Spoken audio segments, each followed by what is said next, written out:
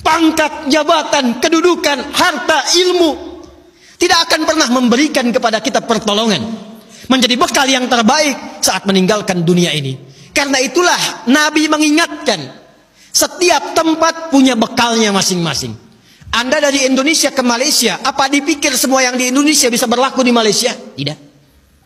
Anda dari Indonesia ke Amerika, apakah uang yang berlaku di Indonesia laku di Amerika? Tidak. Belum tentu bisa digunakan. Mas sekarang kita dari dunia akan berpindah ke alam selain dunia. Apakah akan menggunakan bekal dunia? Kata Allah, tidak. Bekal yang dibawa saat berpulang dan kita katakan meninggal dunia itu hanya satu, yaitu amal saleh. Di dalam Al-Quran tidak disebutkan amal saleh kecuali dengan kalimat zikrullah. Zikir. Zikir. Zikir. Zikir adalah nama lain dari amal saleh. Sekaligus secara bahasa juga pengingat. Seakan Allah ingin mengatakan, hei, ingat kamu akan wafat. Ingat kamu akan meninggal. Sekarang pangkatnya tinggi, hartanya banyak, ilmunya luas. Saat pulang ingat, saat meninggal dibawa tidak itu. Pakaian cuma 2 helai kain kafan, tidak ada kantongnya. Dibawa ke alam kubur, dunia tidak ada yang ikut. Zikir, ingat. Eling, ingat, kata Allah. Yang hanya bisa dibawa amal saleh. Karena itulah ketika Allah meminta kita menunaikan amal saleh, semua amalnya disebut dengan zikir. Bukankah kita diperintahkan menunaikan salat? Salat dalam Al-Quran disebut dengan zikir. Quran surah ke-20 Taha di ayat ke-14. Innani anallahu la ilaha illa ana fa'budni wa aqimis salata li dzikri. Baca Quran, Quran disebut dengan zikir. Quran surah Al-Hijr di ayat yang ke-9. Inna nahnu nazzalna dzikra wa inna lahu lahafizun. Menghafal Quran disebut dengan zikir. Disebutkan 4 kali di surah Al-Qamar ayat 17, ayat 22, ayat 32, ayat 40. Walaqad yassarnal Qur'ana lidzikri fahal mim muddakir. Doa itu amal saleh disebut dengan zikir. Quran surah ke-7 Al-A'raf ayat 205. Udzkur rabbaka fi nafsika tadarruan wa khifatan wa dunal jahri minal qaul. Anda setelah salat mengucapkan subhanallah, alhamdulillah, Allahu akbar, itu zikir. Quran surah ke-4 An-Nisa ayat 103. Fa idza qadaytumus salata fadhkurullah. Maka kata Allah, ingat, kalau sudah sampai akhir pekan itu, yang dihitung jangan cuma dunianya. Berapa ya harta yang dikumpulkan selama kerja ini? Di pasar berapa keuntungan yang diraih? Di kantor berapa omset yang didapatkan? Berapa pangkat yang sudah diletakkan di pundak itu?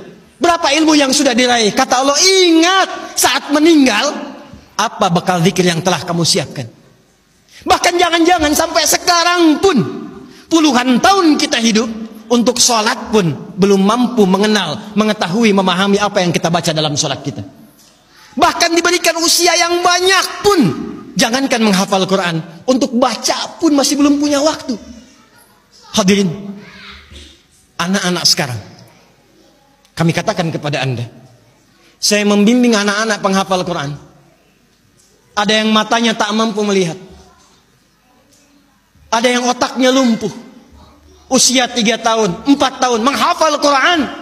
Sampai hafal 30 juz. Dan ketika kami tanyakan kepada mereka, kenapa Anda menghafal Quran? Mereka katakan, untuk menjadi bekal ketika berjumpa dengan Allah subhanahu wa ta'ala. Ada seorang anak matanya buta. Orang katakan buta, kami katakan ditutup matanya oleh Allah supaya tidak memandang maksiat. Dia menghafal Quran, bapaknya menggendong, menaikkan ke motor, diantarkan ke penghafal Quran, sampai selesai hafalan Qurannya. Ketika dia pulang ditanya, kalau kami ingin berikan hadiah, apa yang kau harapkan? Kata beliau, saya hanya ingin doa saja, supaya Allah meringankan hisab saya di hari kiamat.